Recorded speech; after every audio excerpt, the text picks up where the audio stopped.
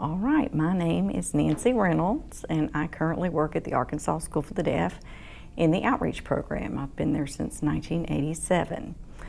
Now, I have to preface my story by stating that my background is different than most people's in the sense that I grew up in a deaf family.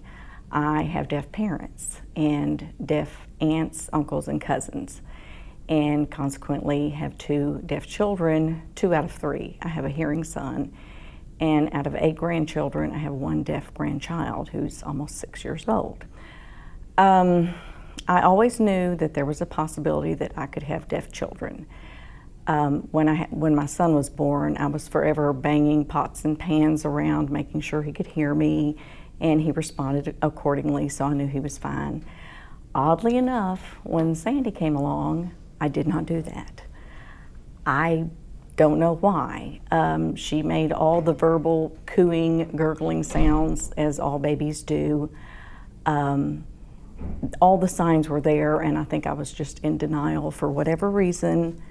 Maybe I just wasn't ready to deal with it. It was actually my father-in-law who kept telling me, Nancy, this baby's deaf, this baby's deaf, until it just became glaringly obvious. And then I was ready to deal with it. I took her in and had the first hearing screening at Children's Hospital here in Arkansas, and it wasn't surprising to me. However, when I left from that meeting and got in the elevator, I just boo-hooed and cried and carried on.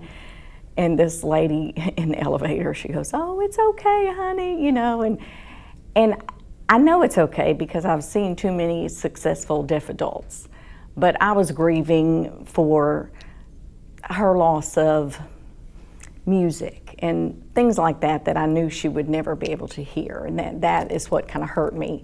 But my grieving period lasted that long, you know. I got over it pretty quickly, picked up the phone, called the School for the Deaf and say, "Hey, I've got a deaf child, you know, what do I need to do?" And I started bringing her up to the School for the Deaf. They had a preschool program, half-day program. When my second daughter was born, they're about 1.5 years apart. They did the infant screening at birth, and she passed. So they told me, and so didn't worry about it.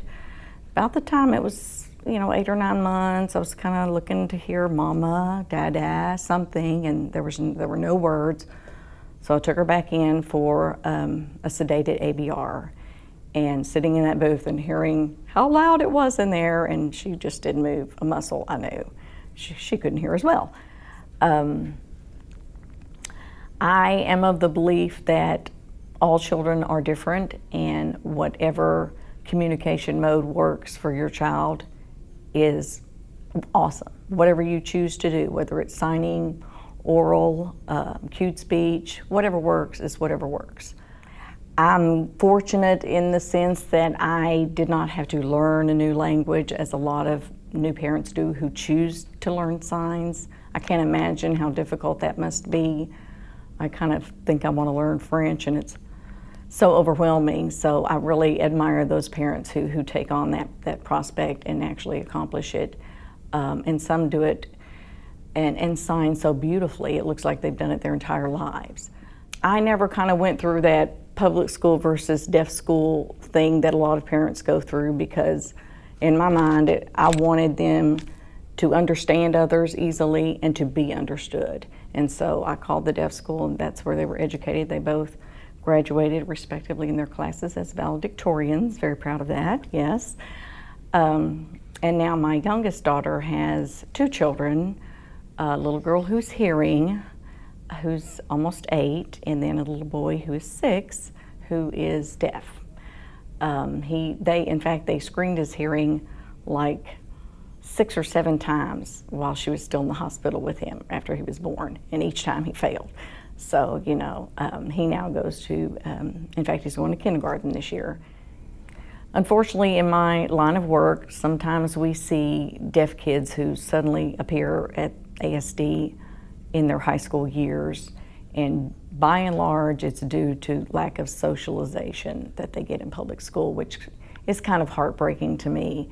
I mean, I understand parents wanting their children at home and close to them, but that socialization factor is so important. You see now, young deaf adults, they group together, they socialize together, they go out together, they want to be with their peers.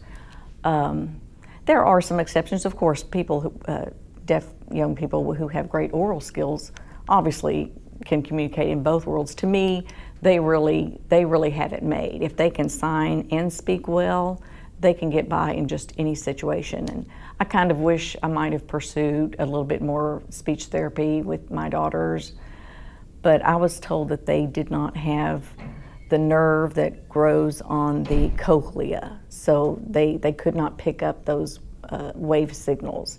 So speech therapy was kind of a waste for them, so they never pursued it. I know there's a big controversy in the field. Believe me, I've worked in this field long enough to know that.